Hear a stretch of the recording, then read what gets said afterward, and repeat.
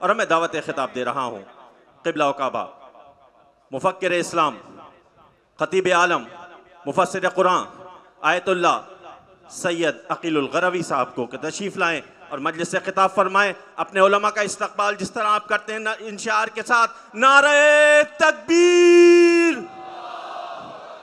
نعرہ تکبیر، دونوں ہاتھوں کو بلند کر کے نعرہ رسالت، نعرہ رسالت، نعرہ حیدری، حیدری. کل علماء حق کی صحت و سلامتی کے لیے بآواز بلند نعرہ صلوات.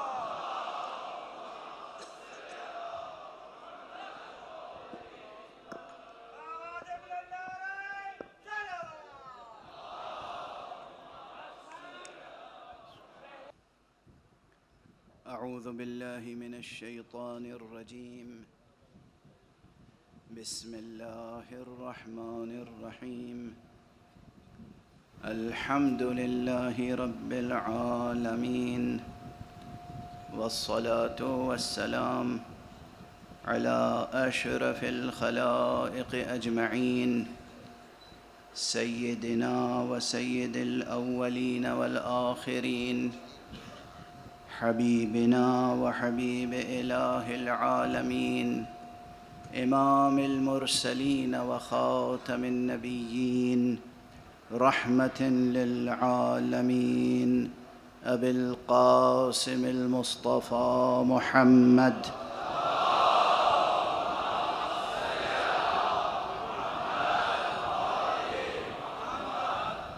وعلى أهل بيته الطيبين الطاهرين الهداة المهديين المعصومين المظلومين واللعنة الدائمة على أعداء الحق والدين. أما بعد فقد قال الله تعالى عز اسمه في محكم كتابه ومتقن خطابه. بسم الله الرحمن الرحيم. إن الذين آمنوا وعملوا الصالحات أولئك هم خير البرية جزاؤهم عند ربهم جنات عدن تجري من تحتها الأنهار خالدين فيها أبدا رضي الله عنهم ورضوا عنه ذلك لمن خشي ربه صدق الله العلي العظيم.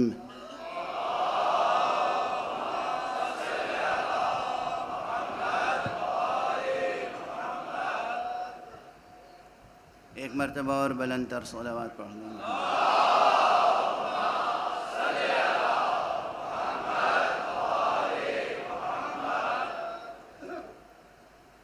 قرآن حکیم کے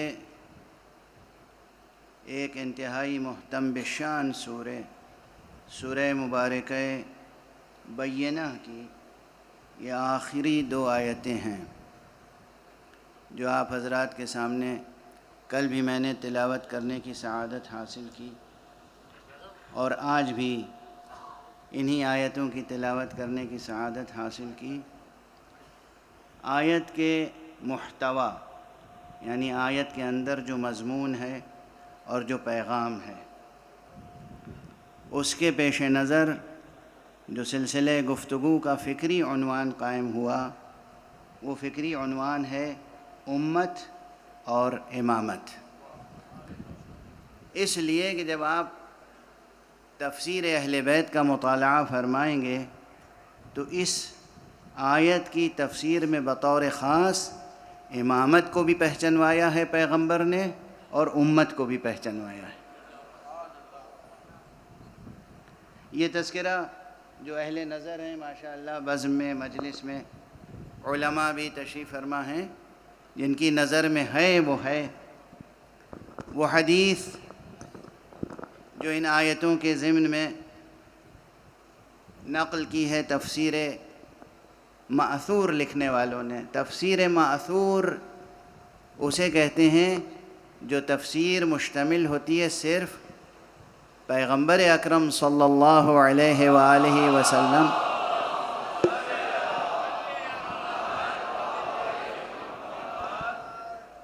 کی تفسیری روایتوں پر، یعنی جن روایتوں میں سرکار رسالت مآب نے خود کسی آیت کی تفسیر بیان کی، وہ روایتیں، وہ سب حدیثیں جمع کر لیجئے تو اس مجموعے کو کہتے ہیں تفسیر مأثور۔ اور ہمارے یہاں بطور خاص یہ بھی اہتمام کیا جاتا ہے کہ تفسیر مأثور میں پیغمبر اکرم صلی اللہ علیہ وآلہ وسلم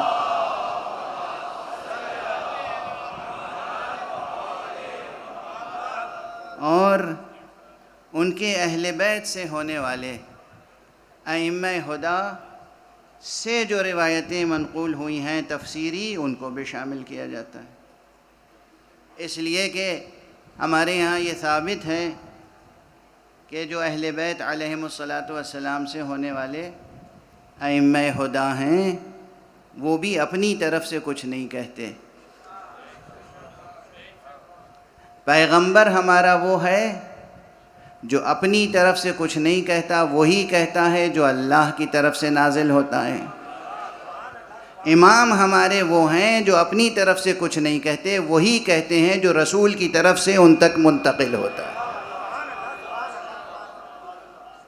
تو یہ اس بنا پر تفسیر مأثور میں وہ روایتیں نقل کی جاتی ہیں۔ اس میں اب بات یہاں تک آ گئی ہے تو عرض کر دوں کہ من جملہ اور روایات کے جو بزرگان ملت اسلامیہ نے جس روایت کی تصدیق کی ہے اس میں سے یہ بھی ہے کہ پیغمبر نے فرمایا، جب یہ آیت نازل ہوئی ان الذین آمنوا وعملوا الصالحات اولئک هم خیر البریہ، جو لوگ ایمان لانے والے ہیں اور عمل صالح بجا لانے والے ہیں وہی خیر البریہ ہیں۔ خیر البریہ اس ترکیب کا ترجمہ یہ ہوگا کہ پروردگار کے جتنے مخلوقات ہیں، اب انسانوں تک محدود نہیں رہی بات، جتنے بھی مخلوقات ہیں اس حضرت باری عز اسمہ و جل شانہ کے،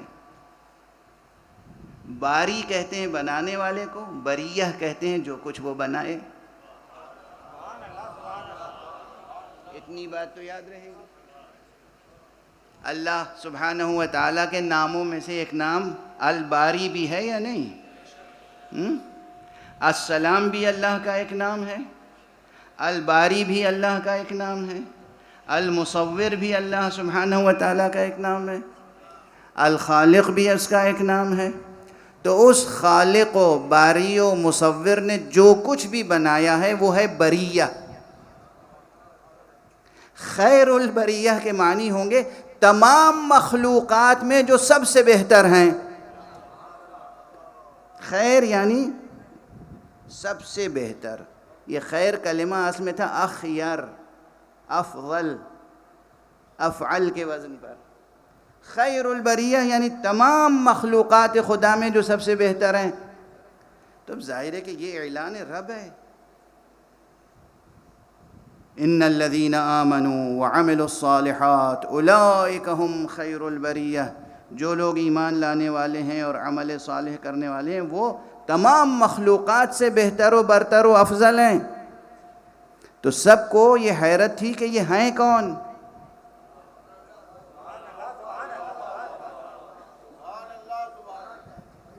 دیکھیے مقام سخن یہ ہے، سمجھنے سے تعلق یہ رکھتی ہے بات کہ جو سامنے سامعین تھے وہ بھی اس آیت کو سن کر اس حیرت میں ضرور تھے، اس جستجو میں ضرور تھے کہ وہ کون ہیں جو خیر البریہ ہیں۔ اس لیے کہ عموماً حضور علیہ الصلاۃ والسلام کا انداز یہ ہوا کرتا تھا کہ آیتیں نازل ہوتی تھیں اور آپ تلاوت فرماتے تھے، چونکہ سامنے بیٹھا ہوا مجمع عربی زبان اس کی بھی تھی تو وہ لوگ سمجھ جایا کرتے تھے پیغام۔ خصوصی کوئی بات اپنی طرف سے اگر پیغمبر کو کہنی ہوتی تھی تو فرما دیا کرتے تھے. کبھی کبھی سامنے بیٹھا ہوا مجمع خود پوچھتا تھا یا رسول اللہ اس سے کیا مراد ہے،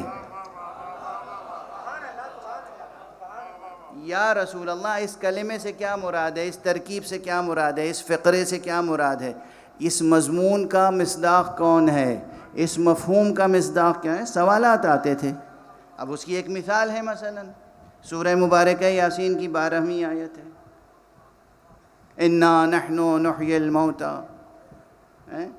مشہور آیت ہے، وَنَكْتُبُ مَا قَدَّمُوا وَآثَارَهُمْ وَكُلَّ شَيْءٍ أَحْصَيْنَاهُ فِي إِمَامٍ مُبِينٍ. اب یہ متعدد روایتیں اہل بیت علیہم السلام کے سلسلے سے ہم تک پہنچی ہیں کہ جب یہ آیت نازل ہوئی تو کچھ پوچھنے والوں نے کھڑے ہو کے وہیں پوچھا یا رسول اللہ یہ امام مبین سے کون مراد ہے، اور پوچھ کر خاموش نہیں ہوئے، فوراً ایک سوال کیا اس سے توریت مراد ہے. اب میں یہ ذکر نہیں کروں گا کہ پوچھا کس نے تھا، لیکن یہ ضرور سمجھ میں آتا ہے کہ پوچھنے والے کا ذہن توریت یا توریت والوں سے مرعوب ضرور تھا.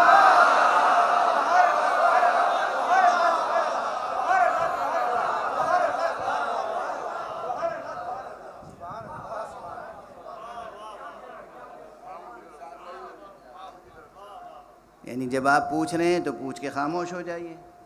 حضور سے پوچھ رہے ہیں، سامنے موجود ہیں کہ حضور اس سے کیا مراد ہے، تو حضور خود ہی جواب عنایت فرمائیں گے. لیکن یہ اپنی طرف سے کہنا کیا اس سے توریت مراد ہے، اس کے معنی ہے کہ قرآن نازل ہو چکا ہے، خطیب قرآن سامنے ہے، مگر ذہن مرعوب ہے تورات و اہل تورات سے.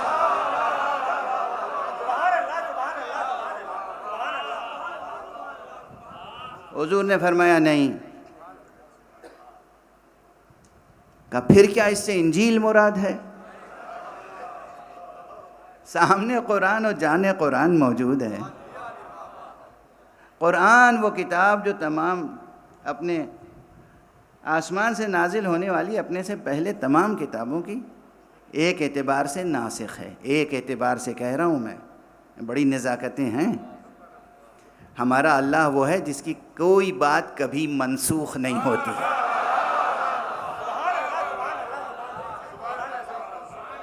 یہ ناسخ و منسوخ کی بحث بڑی دقیق ہے. یہ علم کلام سے لے کے علم فقہ تک تعلق رکھتی ہے. یہ تفسیر قرآن سے لے کے تعویل قرآن تک یہ بحث جاری رہتی ہے. ناسخ و منسوخ، ناسخ و منسوخ، ناسخ و منسوخ سنا ہوگا. علوم القرآن میں کل میں نے کسی مقام پر عرض کیا تھا کہ ایک علم ہے علم شأن نزول، اسی میں ایک علم ہے علم ناسخ و منسوخ، اور بڑی بحثیں ہیں اس میں، چھوٹی نہیں بڑی بحثیں ہیں. میں ایک جملہ بس عرض کر چکا آپ کے سامنے، میرا اللہ وہ ہے، میرا آقا، میرا مالک، میرا مولا، میرا اللہ وہ ہے جس کی کوئی بات کبھی منسوخ نہیں ہوتی. اصطلاحی طور پر جو نسخ کا مسئلہ ہے اور ناسخ و منسوخ کا مسئلہ ہے اس کو حل کرنے کی ضرورت ہے، سمجھنے کی ضرورت ہے کہ یہاں بات کہی کیا گئی ہے، نزاکت کیا ہے. قرآن مجید میں بھی آیت موجود ہے، لیکن جہاں نسخ کا تذکرہ ہے لیکن اس کو سمجھنا چاہیے. بہرحال قرآن مہیمن ضرور ہے. قرآن مجید اپنے پہلے آنے والی تمام آسمانی کتابوں اور آسمانی صحیفوں پر حکومت رکھتا ہے. قرآن سب سے برتر ہے. اگر سب سے برتر نہ ہوتا تو صحیفہ مقام ختم نبوت نہ بنتا.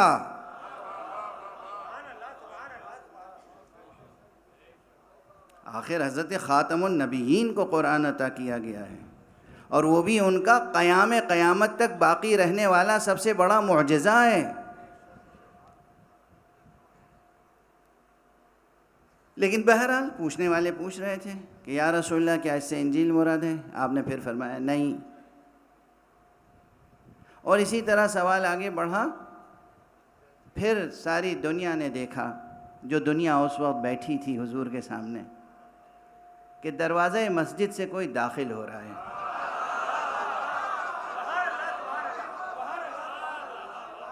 حضور نے اشارہ فرما کے کہا دیکھو یہ ہے امام مبین.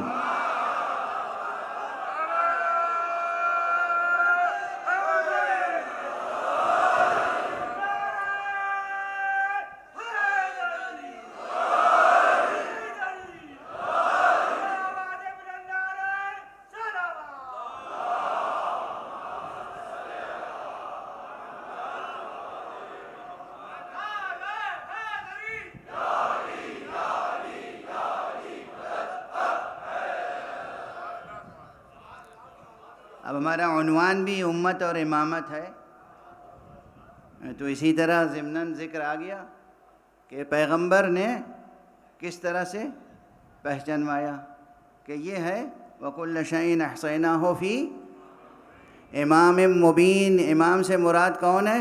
کہ دیکھو یہ ہے جو سامنے آ رہا ہے. دیکھنے والوں نے دیکھا تو کوئی اور نہیں تھا، وہ آفتاب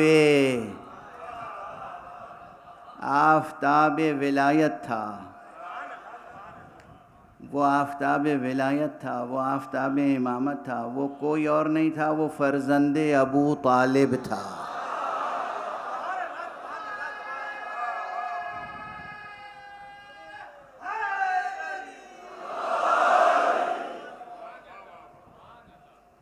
بالکل اسی طریقے سے ہمارے یہاں جو روایتیں موجود ہیں سلسلہ اہل بیت سے اور دوسرے سلسلوں سے بھی اس مضمون کی تصدیق ہوتی ہے. وہاں بھی جب یہ آیت نازل ہوئی کہ ان الذین آمنوا وعملوا الصالحات اولئک هم خیر البریہ، تو لوگوں نے جستجو کی کہ خیر البریہ سے کیا مراد ہے. تو جب سامنے جناب امیر المؤمنین امام المتقین علی ابن ابی طالب علیہ السلام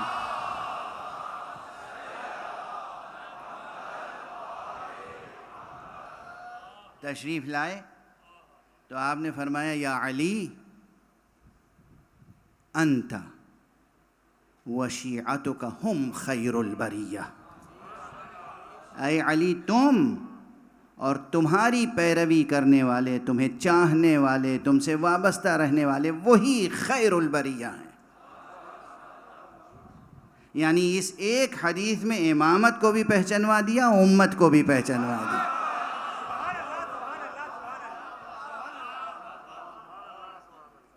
امام کون ہے؟ علی ابن ابی طالب. امت کون ہے؟ جو اس امام برحق کی پیروی کرنے والی ہے، جو اس سے وابستہ رہنے والی ہے. تو یہ تو ایک مسئلہ ہوا. میرا جو عنوان گفتگو ہے وہ ان آیات کے ضمن میں زیادہ وسیع تر ہے. وسیع تر یہ ہے کہ ہم صرف ریلیجس ٹرمینالوجی میں، مذہبی زبان میں، اپنی خاص زبان میں مسئلے کو سمجھنے اور سمجھانے کی کوشش نہ کریں، بلکہ ہم اس زبان میں اور ان اصطلاحوں میں گفتگو کریں کہ کرۂ ارض پر بسنے والا ہر فرد بشر اس مضمون کو اپنے دل کی آواز سمجھے.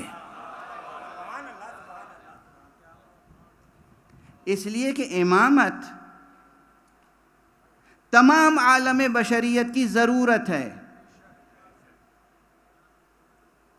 رہبری، امامت، قیادت، بغیر قیادت کے، بغیر رہبری کے، بغیر امامت کے کوئی معاشرہ نہ منظم ہو سکتا ہے، نہ پروان چڑھ سکتا ہے، نہ ترقی کر سکتا ہے کوئی معاشرہ. تو اس کو ذرا وسیع تر منظر اور وسیع تر پس منظر کے ساتھ اور وسیع تر پیش منظر کے ساتھ اس مضمون کو سمجھنے کی ضرورت ہے. آپ کے پاس اگر کوئی اچھی چیز ہو تو آپ کے دین نے یہ سکھایا ہے کہ اسے اپنی ذات تک محدود نہ رکھیں، بخل سے کام نہ لیں، کنجوسی سے کام نہ لیں، اسے تقسیم کریں، بانٹیں سب کو.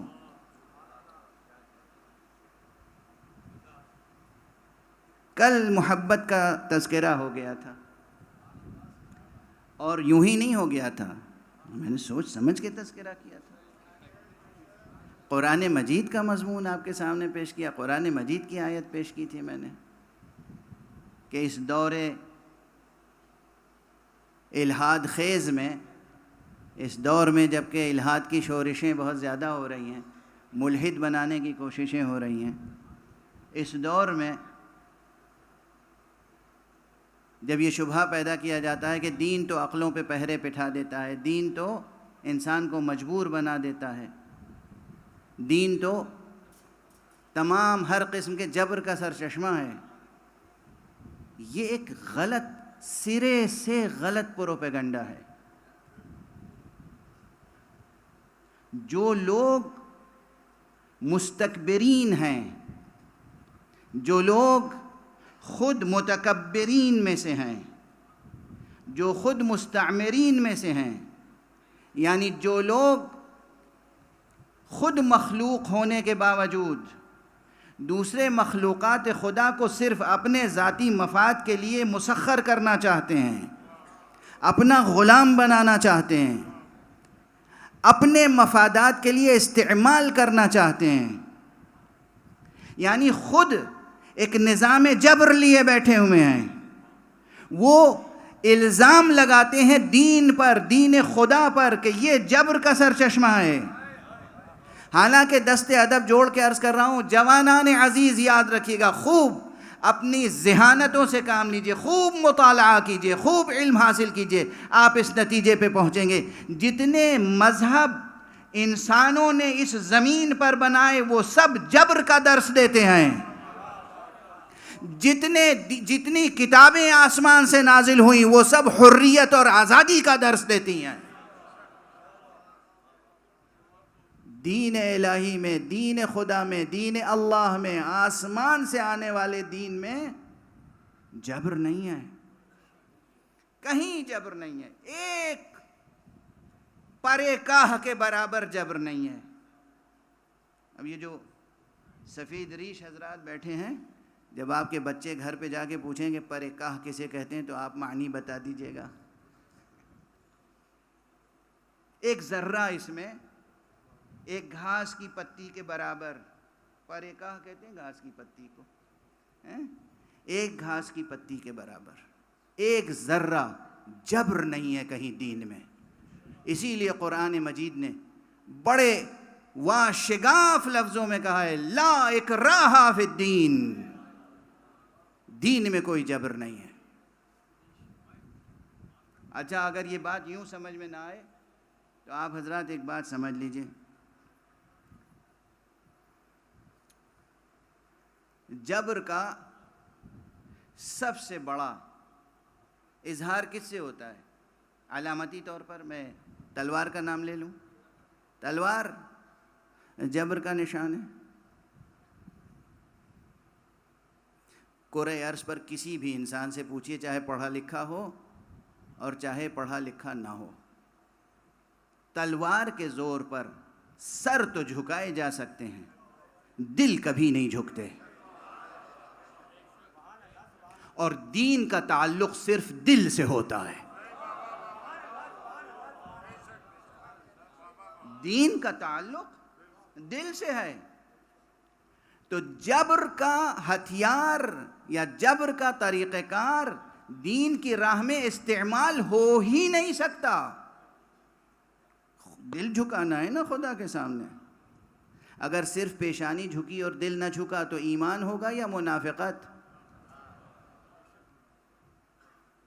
اگر صرف سر جھکا رہے ہیں آپ اور دل نہیں جھک رہا ہے تو یہ ایمان ہے یا منافقت؟ منافقت ہے. ایمان باللہ، ایمان اس کا تعلق ہی دل سے ہے.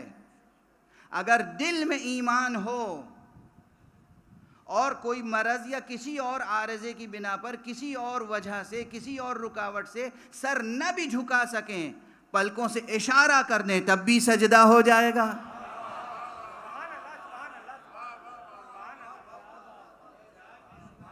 واضح ہے.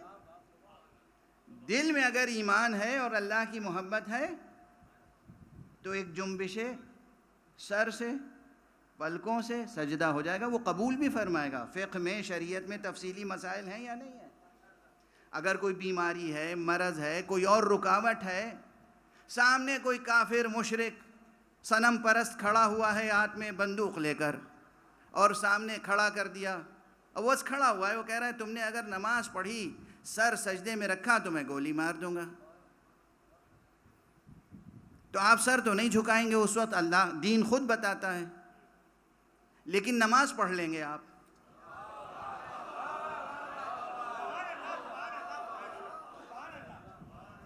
دین اس وقت کہتا ہے اسی طرح کھڑے رہیے، اپنے جسم و جان کو بچائے رکھیے، اور آپ زبان سے پڑھتے رہیے اور اشارہ کرتے رہیے نیت سے، رکوع کی نیت سے ایک اشارہ یوں کر دیا، رکوع ہو گیا، ایک اور ذرا جھک کے اشارہ کر دیا، سجدہ ہو گیا، نماز قبول ہو گئی۔ جبر نے سر جھکانے نہ دیا، مگر محبت نے نماز اور سجدہ سب مکمل کر دیا۔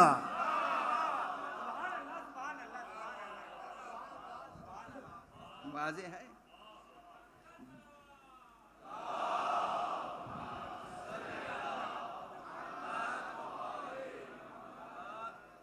اب پھر میں نے کہا نا کہ امامت اور امت کے موضوع کو ذرا وسیع تر انداز سے عرض کروں، تو کل میں نے یہ نقطہ عرض کیا تھا کہ امت کی تشکیل، ملت کی تشکیل، ملت کی تنظیم، اس کی پہلی اساس وہی ہے جو دین کی اساس ہے، یعنی محبت۔ حیرت ہوگی حضرات کو کہ توحید سے پہلے بھی میں محبت کا نام لے رہا ہوں،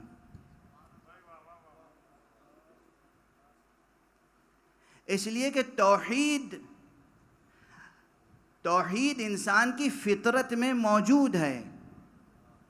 بلکہ اپنا یہ جملہ دہرا دوں آپ حضرات کے سامنے کہ جو پورا قرآن مجید ہے نا، صحیفہ توحید، یہ قرآن مجید کچھ نہیں ہے، نگین فطرت پر لکھی ہوئی عبارت کا نام ہے، اس کے علاوہ کچھ نہیں۔ جو نگین فطرت پہ عبارت لکھی ہوئی ہے نا، وہی ہے قرآن۔ یعنی قرآن مجید کی ہر بات فطری ہے، اس فطرت پر مشتمل ہے یہ دین کہ جس فطرت پر اللہ نے انسانوں کو ڈھالا ہے۔ اسی لیے سورہ روم میں کہا گیا ہے نا کہ فَأَقِمْ وَجْهَكَ لِلدِّينِ حَنِيفًا فِطْرَةَ اللَّهِ الَّتِي فَطَرَ النَّاسَ عَلَيْهَا، تم اپنا رخ حیات بس اس طریقے کی طرف کر لو، فطرت کی طرف، فطرت کے جس فطرت پر اللہ نے انسانوں کو خلق کیا ہے، انسانوں کو ڈھالا ہے۔ یہ جو فطرت اولیہ ہے، فطرت ثانویہ نہیں، یہ جو فطرت اولیہ ہے، یہ فطرت کل کی کل دستور اساسی اسلام ہے، اور دستور اساسی کائنات ہے، دستور دین فطرت ہے۔ یہ عبارتوں میں قرآن میں ہو یا توریت میں یا انجیل میں یا زبور میں یا صحف انبیاء میں یا احادیث قدسیہ میں یا احادیث پیغمبر صلی اللہ علیہ وآلہ وسلم میں،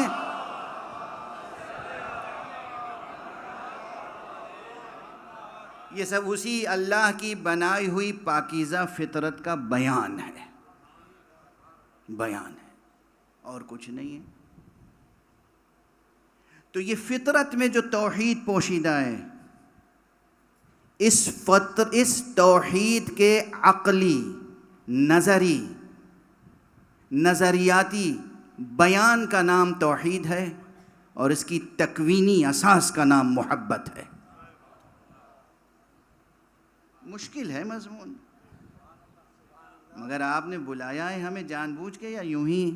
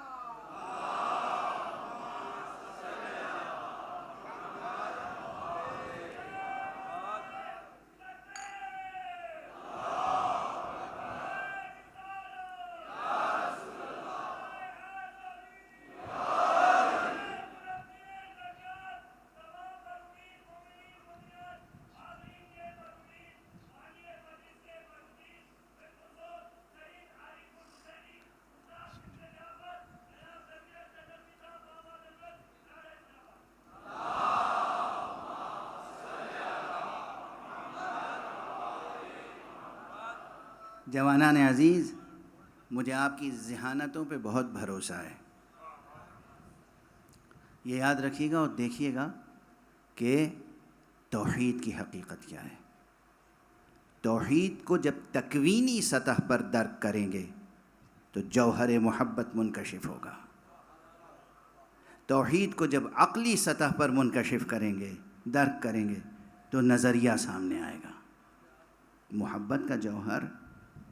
اس لیے ایک جملہ عرض کر دوں، محبت جسمانی کشش کا نام نہیں ہے. اب چونکہ گلوبلی جو کلچرل ڈکے ہے، جو تہذیبی ثقافتی زوال ہے، اس میں تو الفاظ اپنے معانی سے بیگانہ ہو چکے ہیں. اس میں الفاظ مبتذل ہو گئے ہیں. لوگ لفظ استعمال کرتے ہیں معنی کو سمجھے بغیر.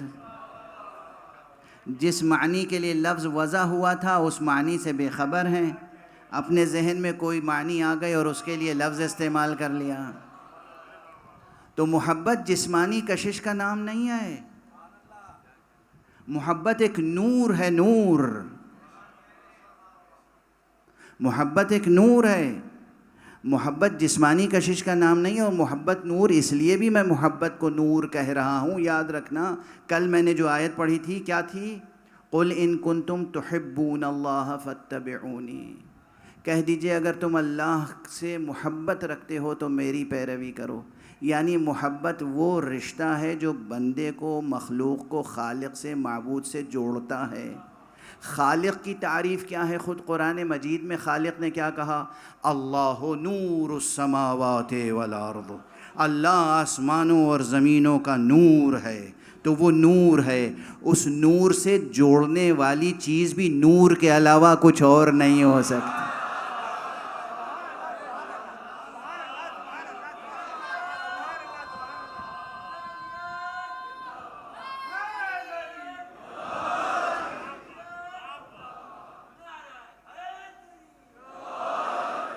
اللہ نور ہے اور اللہ سے جوڑنے والی چیز کیا ہے؟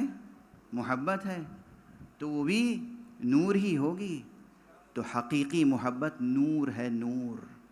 اصل محبت نور ہے، نور. دلوں میں محبتیں پیدا کرو تاکہ دل نورانی بنے.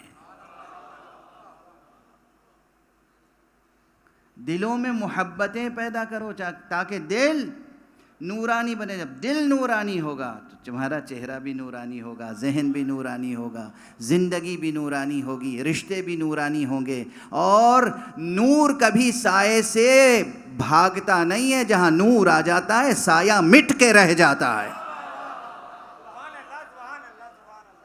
نور سائے سے نہیں مٹتا، سایہ مٹتا ہے نور سے. تو زندگی میں جتنے اندھیرے ہیں سب مٹ جائیں گے. ایک نسخہ کیمیا اختیار کر لیں آپ، محبت. اور کس سے محبت؟ محبت کسی اور سے ہو ہی نہیں سکتی. یہ جو لوگ کہتے ہیں نا جوان مجھے ان سے محبت ہو گئی، ان سے محبت ہو گئی، یہ سب فریب ہے، سب دھوکہ ہے، سب دھوکہ ہے. یہ ایک خاص قسم کی مخصوص حالات میں ایک کشش ہوتی ہے بس.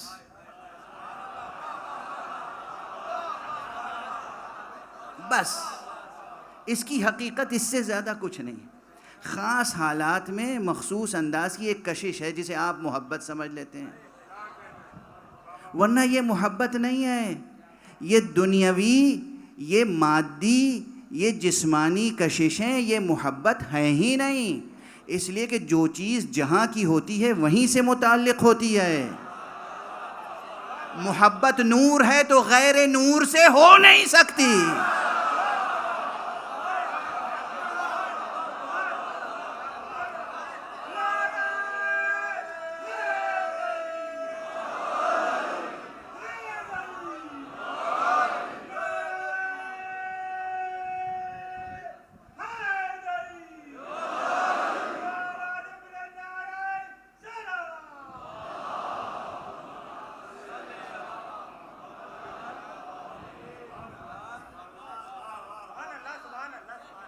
کچھ بات واضح ہوئی نہیں؟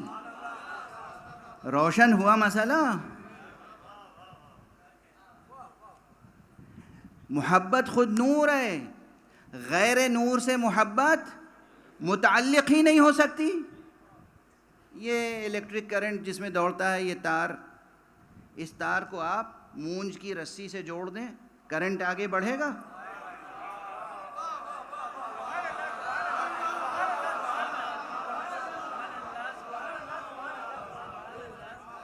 مونج کی رسی جل کے رہ جائے گی، زیادہ سے زیادہ یہ ہوگا، کرنٹ آگے نہیں بڑھے گا۔ کرنٹ وہیں آگے بڑھے گا جہاں اس کرنٹ کو قبول کرنے والی چیز اس سے جڑ جائے گا۔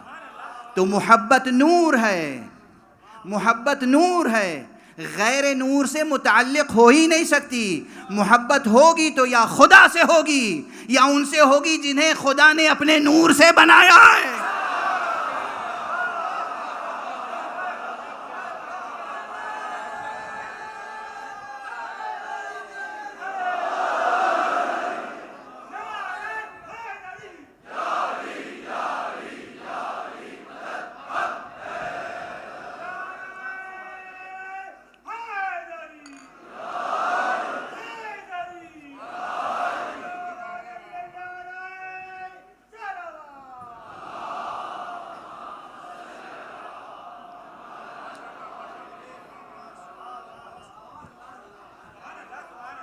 دیکھیں یہ کتنی سامنے کی بات تھی، مگر آپ کچھ کا کچھ سمجھ رہے تھے نا؟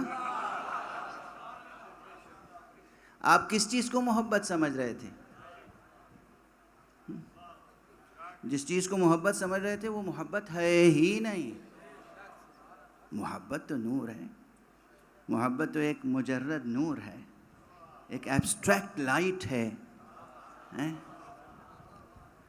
تو یہ محبت متعلق ہوگی تو نور سے ہوگی، اور جہاں نور ہی کا سلسلہ ہو تو پھر وہاں محبت کبھی ختم ہی نہیں ہو سکتی، ہمیشہ موجزن رہے گی۔ اسی کو پہچانوانے کے لیے کل آدھی حدیث پڑھی تھی، آج پوری کر دوں۔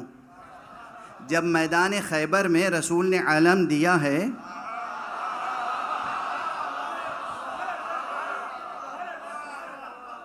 تو اس میں تمام کتابوں میں، تمام مسلمانوں کے کتابوں میں ہے، ہمارے سلفی علماء، ہمارے اہل حدیث علماء اس فقرے کو تسلیم کرتے ہیں، صحیح السند۔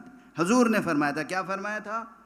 لَأُعْطِيَنَّ الرَّأْيَةَ غَدًا رَجُلًا كَرَّارًا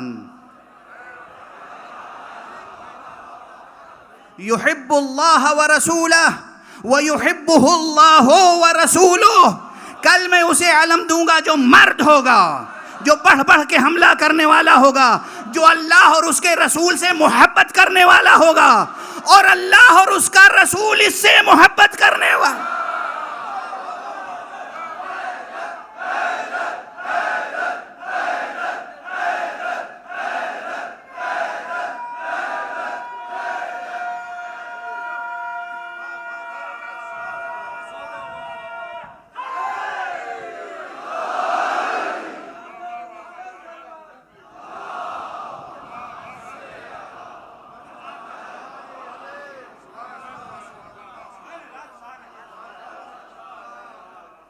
اب وضاحت ہوئی؟ امام وہ ہے جو محبت کرنے والا ہے، امام وہ ہے جو سراپا حب خدا ہے، امام وہ ہے جو سراپا حب رسول ہے۔ تو امت کی تاسیس بھی محبت پر ہوگی، نفرت پر نہیں۔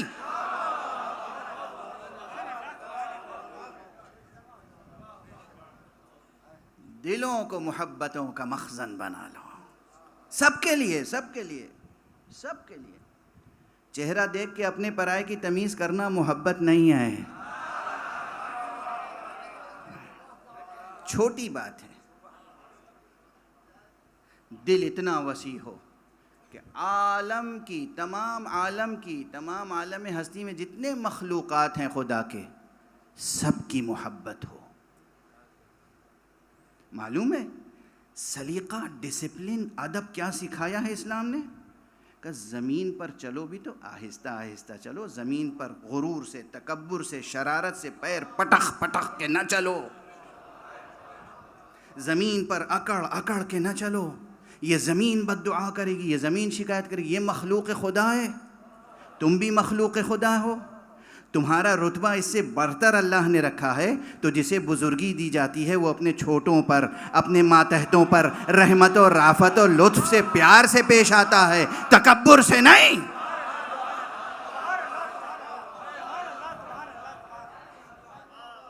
یہ تمہارے قدموں کے نیچے اللہ نے زمین بچھائی ہے، اس زمین پہ چلنے کا سلیقہ ہے، یہ سوچو کہ یہ کس نے بنائی۔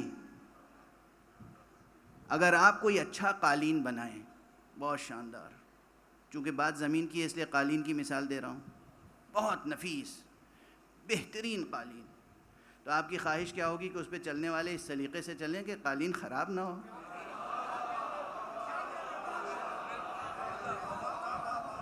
جب بنائی نہ ہو، آپ نے بہت زیادہ قیمت دے کے لائے ہوں، خالی لاکھوں کروڑوں کا کوئی ایک قالین خرید کے لے آئے آپ، اور آپ نے اسے بچھا دیا اپنے ڈرائنگ روم میں، تو آپ چاہیں گے کہ جناب والا آنے والے مہمان بھی جوتے باہر اتار کے آئیں، تاکہ یہ آپ کا کروڑوں کا قالین جو ہے یہ محفوظ رہے، بگڑنے۔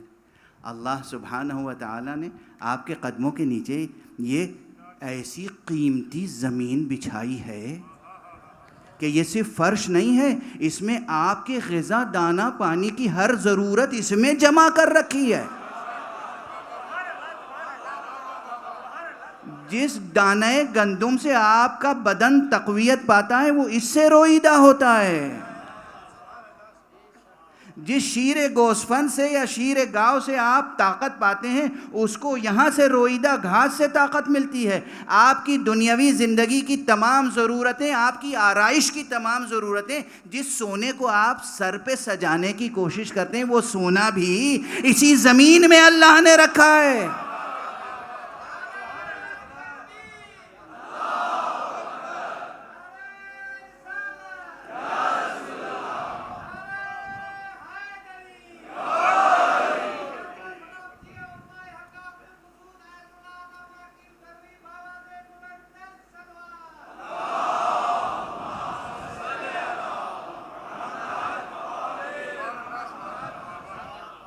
اسی لیے قرآن مجید نے کہا ہے، قرآن مجید نے زمین پر اکڑ کر مغرور کی چال نہ چلو۔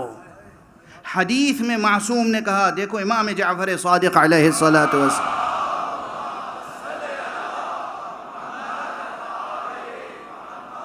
زمین پر چلو تو فروتنی سے چلو، خاک ساری سے چلو، اس لیے کہ تمہاری ظاہری حقیقت کیا ہے، باطنی حقیقت تو الگ رہی۔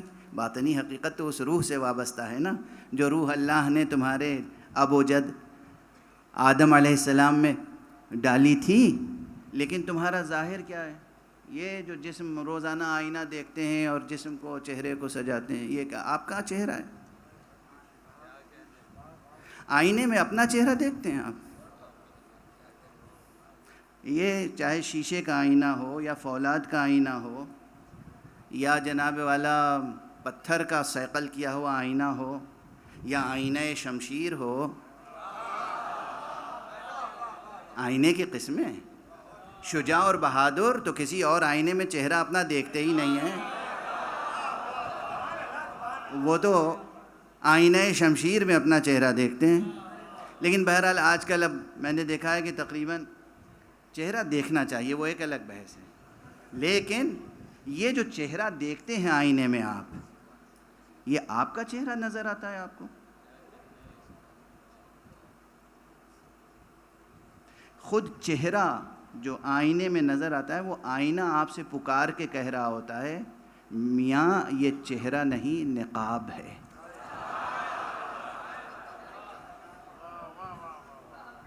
یہ جو ہے، یہ چہرہ، یہ میرا چہرہ تھوڑی ہے، یہ میرے وجود پر ایک نقاب ہے۔ میرا چہرہ کس آئینے میں نظر آئے گا؟ آپ میں سے ہر ایک کا چہرہ کس؟ آپ کا آئینہ بحیثیت انسان، بحیثیت انسان جو جوہر انسانی ہے آپ کے اندر، اس کا چہرہ، اس کا پرتو، اس کا عکس نہ آئینہ برداشت کر سکتا ہے نہ آئینہ منعکس کر سکتا ہے۔ سمجھیے یہ سب مسائل، دیکھیے جو میں کہہ رہا ہوں آپ خطیبانہ جملے سمجھ رہے ہیں، اس میں سائنس بھی ہے اور اس میں فلسفہ بھی ہے اور اس میں شریعت بھی ہے اور اس میں طریقت بھی ہے اور اس میں حقیقت بھی ہے. بڑی محنت سے اس فقیر نے آپ کے لیے ایک شربت روح افزا بنایا ہے. یہ بہت سی چیزیں اس میں ہیں. الگ الگ بحث کریں تو ٹیکنیکل بحثیں ہوں گی، سائنس اور فلسفی اور ٹرمینالوجی اور یہ سب، یہ چھوڑ دیجیے، ابھی تک وقت بھی نہیں ہوتا ہے اس وقت. آپ کا چہرہ نہ کوئی آئینہ مادے کا دکھا سکتا ہے اور نہ اس کے پرتو کو برداشت کر سکتا ہے. آپ کا چہرہ، آپ کا عجیب منزل پہ گفتگو آ گئی. میں نے یہ مضمون پہلے بھی پڑھا ہے لیکن اس مرحلے تک نہیں آیا تھا بیان. بحیثیت انسان آپ کا چہرہ، بحیثیت انسان آپ کی حقیقت، آپ کا چہرہ نہ شیشے کے آئینے میں نظر آ سکتا ہے، نہ وہ منعکس کر سکتا ہے، اس میں صلاحیت ہی نہیں ہے کہ منعکس کر سکے. نہ پتھر کے آئینے میں، نہ فولاد کے آئینے میں، کسی آئینے میں نہیں. آپ کا چہرہ بحیثیت انسان جس آئینے میں نظر آئے گا وہ قلب مادر ہے، وہ قلب پدر ہے، وہ قلب حبیب ہے. بحیثیت انسان اگر آپ کو اپنا چہرہ دیکھنا ہو تو یہ معلوم کیجئے آپ کی ماں کے دل میں آپ کا چہرہ کیسا ہے، آپ کے بابا کے دل میں آپ کا چہرہ کیسا ہے، آپ کے دوست کے دل میں آپ کا چہرہ کیسا ہے، آپ کے دشمن کے دل میں آپ کا چہرہ کیسا ہے. آپ کا دشمن آپ کو ایک عزیز و کریم دشمن سمجھتا ہے یا لئیم سمجھتا ہے. بحیثیت انسان آپ کی حقیقت کچھ اور ہے، بحیثیت انسان آپ کی حقیقت کچھ اور ہے. بات سے بات نکلتی چلی جا رہی ہے. پھر سمیٹوں تو آپ اپنی حقیقت کو اگر سامنے رکھیں تو یاد رکھیں کہ یہ حقیقت بہت بلند و برتر ہے. آپ بحیثیت انسان تمام عالم کا درد اپنے سینے میں رکھیں، خود غرض نہ بنیں.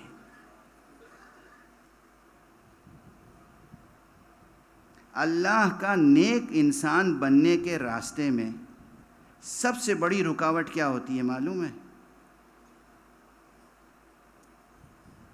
اچھا اس پورے مجمع میں یا جہاں تک آواز جا رہی ہے، مرد عورت بچے جوان بوڑھے سب کسی سے پوچھوں، آپ ایک نیک انسان بننا چاہتے ہیں یا نہیں؟ اللہ کے ایک اچھے بندے. کون کہے گا نہیں بننا چاہتا ہوں؟ اس کے لیے طریقہ کیا ہے؟ تکوینی کیمیائی طریقہ کیا ہے؟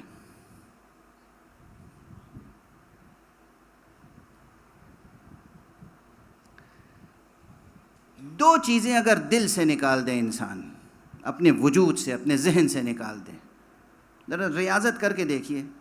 یہ آج 2 محرم ہے، 2 سے 10 تک 8 دن، اس میں ریاضت نفس کر لیجئے. اپنے دل پر، دماغ پر، نفس پر قابو پانے کی کوشش کیجئے. دیکھیے کہ روز عاشور آپ کی شخصیت کتنی تبدیل ہو چکی ہوگی.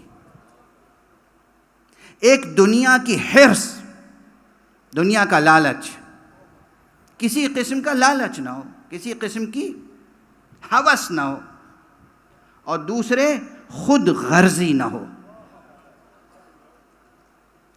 2 بیماریاں اگر ختم ہو جائیں، دیکھیے کس طرح آپ کا ذہن روشن ہوگا، دل روشن ہوگا، شخصیت روشن ہوگی، کس طرح آپ کی شخصیت پروان چڑھے گی، کس طرح آپ کا دل چشمہ آب حیات بن جائے گا. آپ یہ سب کیا خطابت سمجھ رہے ہیں؟ آپ میری خطابت سمجھ رہے ہیں، لفاظی سمجھ رہے ہیں اسے؟ کہیں کسی تقریر میں نے کہا تھا اور آج کہی دوں، جس سنجیدگی سے آپ سن رہے ہیں اسی سنجیدگی سے یہ مضمون لے کے جائیے گا. فضاؤں تک پہنچ گیا ہے نا قدم انسان کا. بلندی سے آپ پورے کرۂ ارض کا جائزہ لیں، آپ کو کہیں آب حیات نام کا کوئی چشمہ نہیں ملے گا.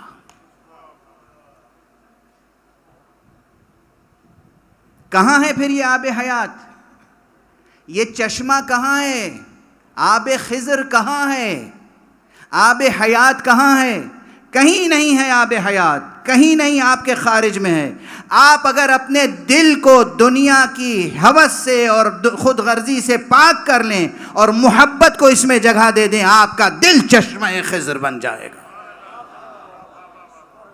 ایک صلوات پڑھ دیجئے محمد والے۔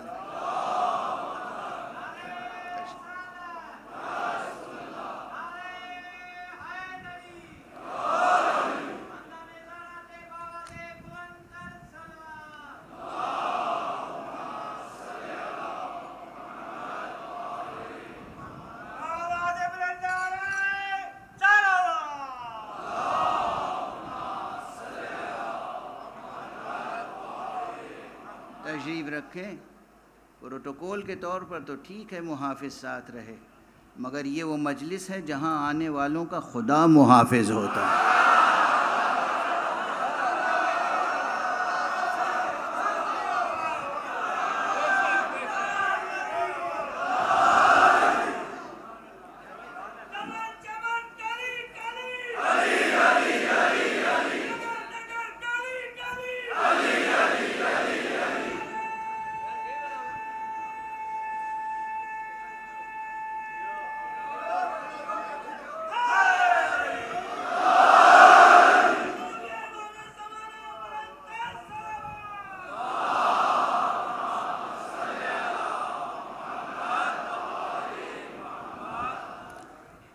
مجلس تقریباً اب اختتام کے قریب ہے۔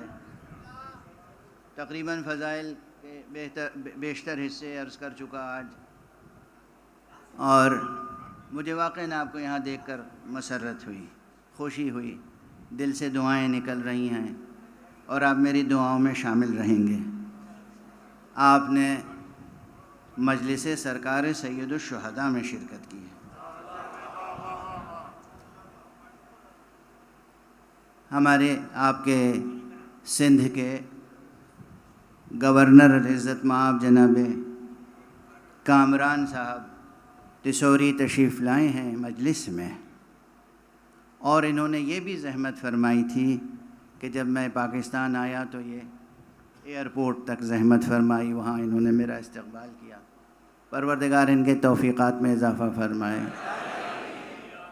اور میں نے اس وقت بھی عرض کیا تھا، اس وقت بھی ان کی خدمتیں جب بتائی گئیں کہ تعلیم کے سلسلے میں اور رفاہ عامہ کے سلسلے میں، سندھ کے عوام کے سلسلے میں جو یہ خدمتیں انجام دے رہے ہیں، تو بے ساختہ میں نے دعائیں دیں، اب بھی ممبر سے دعائیں دے رہا ہوں، اور انشاءاللہ آپ ہماری دعاؤں میں شریک رہیں گے جب تک آپ محمد اور آل محمد کے وفادار رہیں گے۔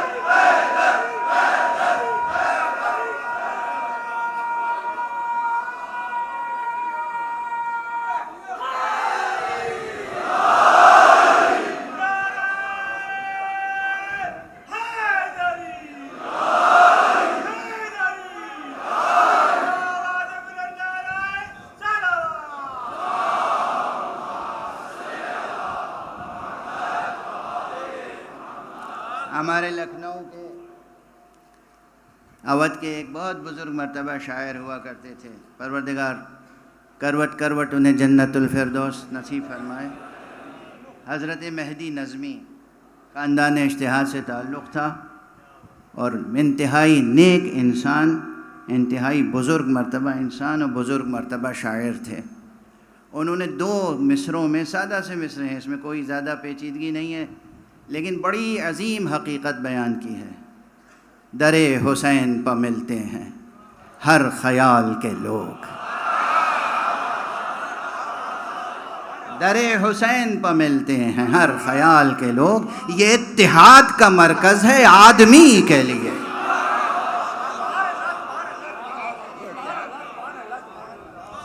یہ اتحاد کا مرکز ہے، اور سرکار رسالت میں آپ کی نسبت سے تو وہ علامہ اقبال کے دو مصرے بھی خوب مشہور ہیں، اور ایسے سچے ہیں، ایسا سچا مضمون ہے کہ بس اسے ہم کہتے ہیں کہ یہ بتائید خدا نظم کیا ہے انہوں نے، بتائید روح القدس نظم کیا ہے۔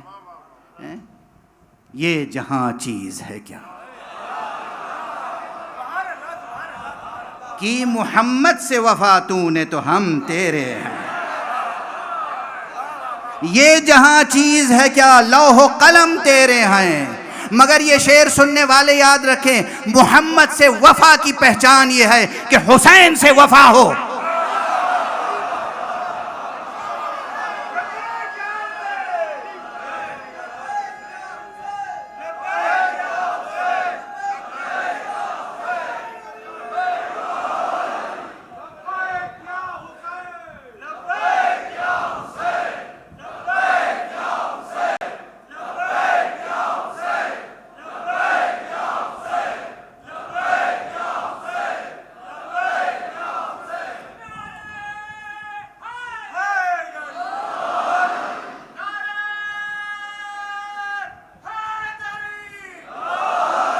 تمام مسلمان آپ کو دل سے دعائیں دیں گے، آپ اس پروگرام پہ کام کریں جو اللہ نے دیا ہے، جو رسول اللہ نے دیا ہے۔ خلق خدا سے محبت کرو، خلق خدا پہ شفقت کرو، یتیموں کا سہارا بنو، بیواؤں کا سہارا بنو، بھوکوں کو کھانا کھلاؤ، پیاسوں کو پانی پلاؤ۔ کل میں نے سرکار رسالت میں آپ کی ایک حدیث پڑھی تھی، پھر مکرر عرض کر رہا ہوں۔ جب مکے سے ہجرت فرما کے سرکار مدینے تشریف لائے، مدینے میں یہودی بھی تھے، ملحد بھی تھے، مسلم و مومن بھی تھے۔ جب تشریف لائے ہیں تو سراپا انتظار تھا پورا شہر۔ داخل ہوتے ہی آپ نے وہ جملے ارشاد فرمائے تھے جو کل میں نے مولانا تھانوی صاحب کی موجودگی میں گزارش کیے تھے، ایھا الناس افشوا السلام، لوگو سلام کو عام کرو۔ حضور کا ارشاد، سوچئے مدینے میں داخل ہو رہے ہیں اور پہلا جملہ کیا ہے؟ اسے کہتے ہیں رسول رحمت، اسے کہتے ہیں نبی رحمت، اسے کہتے ہیں امام رحمت۔ امامت اور امت اور امامت موضوع ہے، یاد رکھیے گا۔ میں اس موضوع کو جیسے یونیورسٹی میں کوئی پروفیسر لیکچر دیتا ہے اس انداز سے نہیں پیش کر رہا ہوں آپ کے سامنے، جو ممبر کی تہذیب ہے اس انداز سے پیش کر رہا ہوں۔ حضور ہیں امام کائنات محمد مصطفیٰ صلی اللہ علیہ وآلہ وسلم۔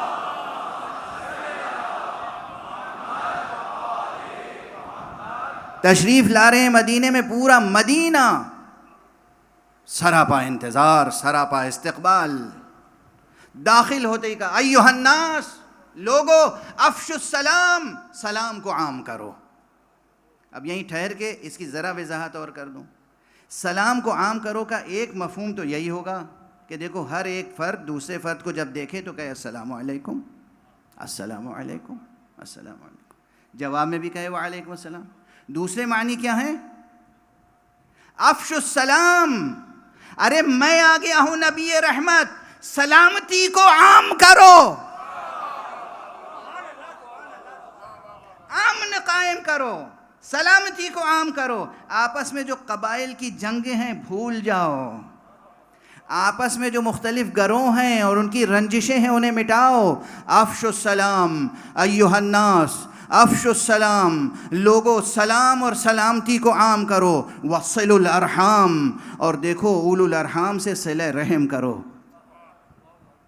جو تمہارے رشتہ دار ہیں انہیں بھول نہ جانا، ان سے صلہ رحم کرنا۔ وَأَطْعِمُوا الطَّعَامَ، بھوکوں کو کھانا کھلاؤ۔ وَصَلُّوا فِي اللَّيْلِ وَالنَّاسُ نِيَامٌ، اور راتوں میں نمازیں پڑھو جب ساری خلقت سو رہی ہو۔ بس ایک جملے میں طبیعتیں منقلب ہو جائیں گی۔ دیکھیے ایک ایک چیز کو جان رسول نے کس طرح ہر قدم پر قائم رکھا ہے۔ جب کربلا پہنچے ہیں 2 محرم کو، دشمنوں نے آپ کے خیمے دریا کے کنارے نہیں لگنے دیے آپ کے چاہنے والوں نے آستینیں الٹی، کہا ہمارے رہتے ہوئے کون ہے جو خیمے نہ لگنے دے؟ امام کے ذہن میں کیا تھا؟ افش السلام، ہمیں سلامتی قائم رکھنا ہے۔ آگے بڑھے، اپنے جانثاروں سے کہا ہم جنگ کی ابتدا اپنی طرف سے نہیں کریں گے۔ اور آخری فقرہ کیا ہے؟ وَصَلُّوا، صلو، نمازیں پڑھو رات میں۔ تو دیکھیے کہ ہر رات تو فرزند رسول نمازیں پڑھتے ہی تھے، لیکن 9 محرم کو جب دشمن حملہ آور ہونا چاہتا تھا تو بطور خاص حضرت ابو الفضل العباس کو بھیجا، کہا بھیا جاؤ ان سے کہو کہ میرا آقا حسین ایک رات کی مہلت مانگ رہا ہے۔ اس رات کیا کیا؟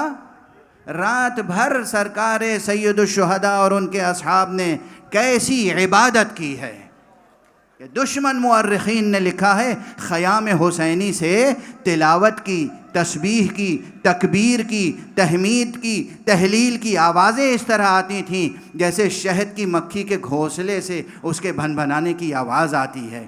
لا الہ الا اللہ، سبحان اللہ، اللہ اکبر، اللہم لک الحمد، اللہم لک الشکر، اللہم وفقنا لمرضاتک، مسلسل ذکر و تسبیح، پوری رات سرکار سید الشہداء اور ان کے اصحاب نے عبادت میں گزاری۔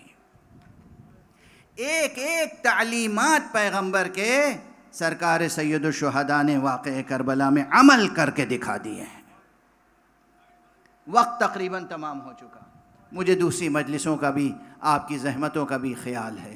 خود جناب گورنر صاحب اس مجلس کے بعد دوسری مجلسوں میں تشریف لے جائیں گے، اس لیے گفتگو کو بہت سمیٹ رہا ہوں۔ اور آج آپ کے اس عزاخانے کی روایت کے مطابق 2 شبیہیں برآمد کی جائیں گی۔ یہ شبیہیں یہ اس لیے اٹھائی جاتی ہیں، یہ لفظوں میں اور عمل سے اس جذبے کا اظہار ہے کہ کاش ہم کربلا میں ہوتے تو کربلا میں شہید ہونے والوں کے جنازے کیسے اہتمام سے اٹھاتے، ہم ہوتے تو یہ جنازے ہرگز ریگے گرم کربلا پر بے گور و کفن پڑے نہ رہ جاتے۔ اس جذبے کا اظہار ہے۔ ایک اظہار ہوتا ہے نا، اظہار ہوتا ہے رموز کی شکل میں۔ آج کی ترقی یافتہ قوموں میں دیکھیں، امریکہ چلے جائیں، فرانس چلے جائیں، برطانیہ چلے جائیں، کسی ترقی یافتہ ملک میں جسے آپ ترقی یافتہ سمجھتے ہو چلے جائیں، وہاں احتجاج یا مظاہرے کے لیے کچھ رموز مقرر ہوتے ہیں۔ خود برٹن میں، انگلینڈ میں کیپٹلزم کے خلاف جو لوگ ہیں، روشن فکر طبقہ، وہ کیپٹلزم کے خلاف جب احتجاج کرتا ہے تو ایک جنازہ بنا لیتا ہے کیپٹلزم کا اور اس کو اٹھا کے چلتا ہے۔ آپ کہیں گے یہ دیوانگی ہے؟ دیوانگی نہیں ہے، یہ رسم ہے؟ نہیں، اپنے افکار و خیالات اور جذبات کا ایک اظہار ہے۔ ان کا اظہار اس مقام پر، ہمارے جذبات کیا ہیں؟ کاش ہم کربلا میں ہوتے تو شہید ہوتے، اور شہید نہ ہوتے تو کم از کم ہم شہداء کے لاشیں اٹھاتے، انہیں کفن پہناتے، ان پہ نماز پڑھتے، انہیں سپرد لحد کرتے۔ ہم نہیں کر سکے، اور کیسے کیسے وفادار تھے اللہ کی راہ میں قربان ہونے والے۔ سرکار سید الشہداء کا وہ جانثار جس کا نام حر ابن یزید ریاحی ہے، حر، اور وہ جانثار جس کا نام حبیب ہے، حبیب ابن مظاہر، حبیب، اللہ اکبر، حبیب، کوئی اور حبیب نہیں ہے، حبیب حسین ہے۔ یہ حبیب کا کیا انداز تھا معلوم؟ دیکھیے محبت کا تذکرہ ہو رہا تھا نا، بچپن ہی سے حبیب بچے تھے۔ رسول اللہ صلی اللہ علیہ وآلہ وسلم کے زمانے میں حبیب بچے تھے، بچے۔ حبیب اپنے بابا کے ساتھ حضور کی مجلسوں میں جاتے تھے۔ حضور جب راستے میں چلتے تھے اور حضور کے ہاتھوں میں امام حسن امام حسین کی انگلیاں ہوتی تھیں، راستہ چلتے تھے، حبیب توجہ سے دیکھتے تھے۔ لوگوں نے ایک مرتبہ دیکھا، مشاہدہ کیا کہ حبیب جیسے ہی امام حسین اپنا قدم اٹھاتے ہیں، ان کے قدموں کے نیچے سے مٹی اٹھا کے اپنے سر پہ ڈال لیتے۔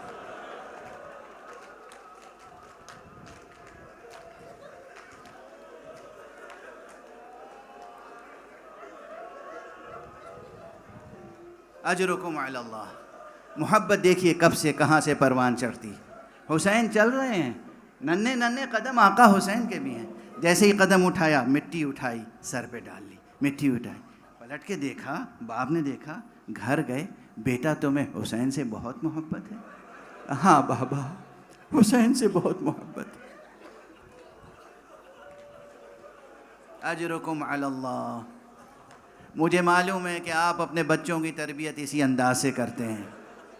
مجھے بڑا اچھا لگا، ایک عزادار نے جب مجھ سے کہا مولانا ہمارے بچے تو، یہ ہے ہماری تہذیب، مولانا ہمارے بچے تو ماں باپ کا نام بعد میں یاد کرتے ہیں، حسین کا نام پہلے یاد کرتے ہیں.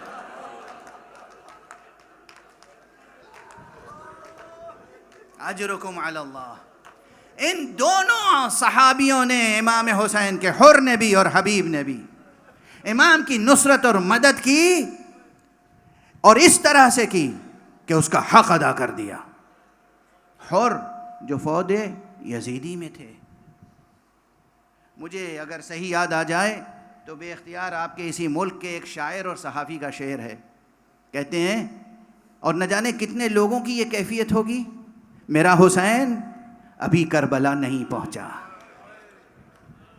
میرا حسین ابھی کربلا نہیں پہنچا، میں حر ہوں اور ابھی لشکر یزید میں ہوں. کتنے لوگ ہیں جو اس کرب اور بے چینی سے مبتلا ہیں اور گزر رہے ہیں. مجھے کہنے دیجئے کہ اس وقت کرۂ ارض کا ہر انسان، ہر شریف انسان، ہر کریم انسان، ہر نجیب انسان، ہر پاک طینت انسان کسی حسین جیسے رہبر اور امام کے انتظار میں ہے. اور یہ انتظار بھی ایک امت کو تشکیل دے رہا ہے.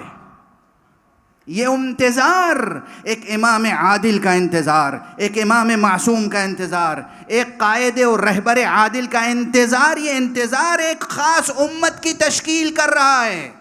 محبت تشکیل دے رہی ہے امت کو، انتظار تشکیل دے رہا ہے امت کو. اور میری دعا ہے کہ پروردگار جلد ہمیں وہ منظر دکھائے جب ہم حضرت سید الشہداء کے وارث کو اپنے درمیان دیکھیں اور براہ راست ان کو پرسا دیں، اور کہیں ہم آپ کو پرسا دیتے ہیں، یا لیتنا کننا معکم فنفوز فوزا عظیما. کاش ہم شہدائے کربلا تمہارے ساتھ ہوتے اور ہم بھی بلند ترین مراتب پر فائز ہوتے، ہم بھی حر کے قدموں پر، نقش قدم پر آگے بڑھتے، ہم بھی حبیب کے نقش قدم پر آگے بڑھتے. اب مصائب کے جملے بھی بیان کرنے کا پورا موقع نہیں رہ گیا، بس 2 فقرے کہوں گا، پھر آپ ہیں نوحہ کیجئے گا، ماتم کیجئے گا، خراج عقیدت پیش کیجئے گا، آنسو بہائیے گا، اس لیے کہ آپ کے سامنے شبیہیں آئیں گی، علم آئے گا، تابوت لے کر آیا جائے گا. یہ ایک علامت ہے، ایک رمز ہے، ایک علامت ہے صرف اس جذبے کے اظہار کے لیے کہ کاش ہم ہوتے تو بے گور و کفن نہ چھوڑ دیتے شہدائے راہ خدا کو. حر اور حبیب دونوں کے تعلق سے بس ایک جملے. حر آقا کی خدمت میں آیا، عفو طلب ہوا، معافی مانگی، اور تنہا نہیں آیا تھا، اپنے ساتھ اپنے جوان بیٹے کو لایا تھا. حر کے ساتھ حر کے بھائی بھی آئے تھے، بعض روایتوں میں ہے حر کا غلام آیا تھا، حر خود آئے تھے، تنہا نہیں آئے تھے، چند افراد اور تھے. مختلف کتابوں میں مختلف تفصیلات ہیں. حر جب آئے ہاتھوں کو باندھ کر آئے، آقا کی قدم بوسی کی، عفو طلب کی، معافی مانگی، اور اس کے بعد فوراً کہا آقا اجازت دیجئے، جو گستاخی ہوئی ہے معاف کیجئے، اور اجازت دیجئے کہ اب آپ کے اوپر جان نثار کروں. آقا نے اجازت دی. اجازت جب دی تو حر نے سب سے پہلے اپنے جوان بیٹے سے کہا جاؤ بیٹا فرزند رسول پر جان نثار کرو. بعض روایتوں میں ہے کہ جناب حر کے اس بیٹے کا نام بھی علی ابن حر تھا. بعض روایتوں میں بیٹے کا نام تھا علی ابن حر. یہ علی ابن حر میدان جنگ میں گیا، جہاں تک ممکن تھا جنگ کی، دشمنوں کو زیر کیا، مگر کب تک جنگ کرتا؟ دشمنوں نے حلقہ کر کے اس جوان کو اپنے حلقے میں لیا، ہر طرف سے تیر کی بارش ہونے لگی، ہر طرف سے نیزے کی بارش ہونے لگی، تلوار کی بارش ہونے لگی۔ جوان بیٹا گھوڑے سے گرتے گرتے اس نے اپنے بابا کو پکارا، بابا اب میں جا رہا ہوں دنیا سے، میری خبر لیجئے۔ کہتے ہیں حر جب پہنچے ہیں اپنے جوان بیٹے کے سرہانے تو حیرت زدہ ہو گئے، اپنا غم بھول گئے، اور ایک مرتبہ کہا یا حسین یا ابا عبداللہ، اے فرزند رسول، ارے گنہگاروں پہ ایسا بھی کرم ہوتا ہے؟ دیکھا حسین حر سے پہلے علی ابن حر کے سرہانے موجود ہیں۔ آقا حسین نے کہا حر میں کیوں نہ آ جاتا، اس لیے کہ مجھے معلوم ہے بوڑھے باپ سے جوان بیٹے کا لاشا نہیں اٹھتا۔ واہ ویلا، ہائے آقا، ابھی کچھ ہی دیر کے بعد آپ کو علی اکبر کا لاشا اٹھانا، آنو محمد کا لاشا اٹھانا پڑے گا، قاسم کا لاشا اٹھانا پڑے گا۔ یہ کرم ہے آقا کا، یہ کرم ہے آقا کا۔ اور حبیب کے ساتھ بھی آقا کا سلوک اسی طرح سے تھا۔ حبیب اور مسلم ابن اوسجہ کے ساتھ بھی آقا کا سلوک اسی طرح سے تھا۔ میں اب اس سے زیادہ کچھ نہیں عرض کر سکتا، بس یہ سمجھ لیجئے اب ان کے جذبات کا اپنے لفظوں میں اظہار کر رہا ہوں۔ جب حبیب کے سرہانے پہنچے ہوں گے سرکار سید الشہداء تو حبیب کا لاشا بھی تڑپ گیا ہوگا، اس لیے کہ حبیب سے وصیت کرنے والے مسلم ابن اوسجہ نے کہا تھا۔ مسلم ابن اوسجہ حبیب دوست تھے، بچپن کے دوست تھے۔ حبیب بھی صحابی پیغمبر، مسلم ابن اوسجہ بھی صحابی پیغمبر۔ مسلم ابن اوسجہ بزرگ ترین صحابہ میں سے تھے، قرآن کی تعلیم دیتے تھے، تمام کوفے کے بچے جوان ان کے شاگرد تھے۔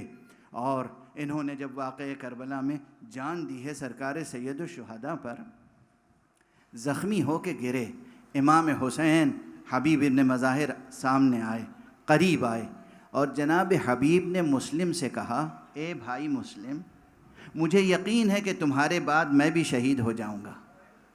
اگر مجھے یقین ہوتا کہ تمہارے بعد زندہ رہوں گا تو میں تم سے کہتا کہ جو بھی وصیت کرنا چاہتے ہو مجھ سے کرو، میں تمہاری وصیتوں پہ عمل کروں گا، میں تمہاری وصیتوں پہ نافذ کروں گا۔ اس عالم میں جب سر سے پیر تک مسلم ابن اوسجہ زخمی ہیں، ریگے گر میں کربلا پر ایڑیاں رگڑ رہے ہیں، ایک مرتبہ آنکھوں کو پھیرا ہے امام حسین کی طرف، ہاتھوں سے اشارہ کیا حسین علیہ السلام کی طرف، اور اپنے دوست حبیب سے کہا، اوصیک بہذا الامام، میں وصیت کر رہا ہوں جب تک بھی زندہ رہنا تمہارے جیتے جی ایک تیر بھی حسین تک نہ پہنچنے پائے۔